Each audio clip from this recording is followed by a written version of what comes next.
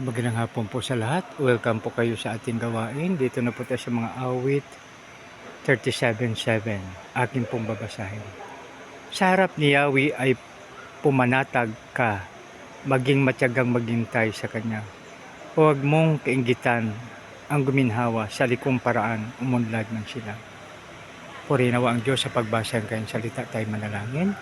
Payon, maraming salamat po sa iyong kagandahang loob, O Lord. Lord, salamat sa pangalan ni Jesus naming Panginoon tagapagligtas. Amen and amen.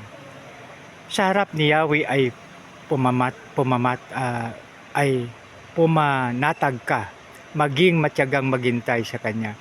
Huwag mong kainggitan ang guminhawa sa likong paraan, umunlad man sila. Dito po mga kaibigan, no, yung kung ano man yung ambisyon natin sa buhay, may panahon po para sa lahat, no? Huwag natin mamadaliin. Kasi kahit anong gagawin natin, pag hindi pa will ni Lord, hindi pa po mangyari, no?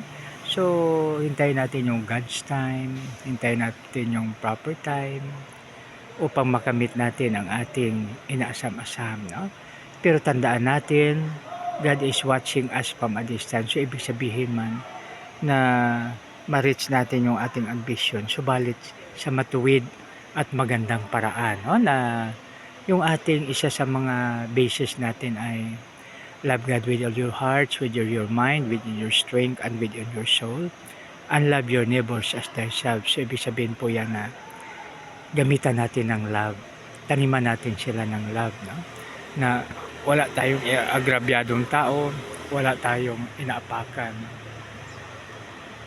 kundi lahat po mga kaibigan ay gawin natin sa maayos na paraan, sa magandang paraan, no?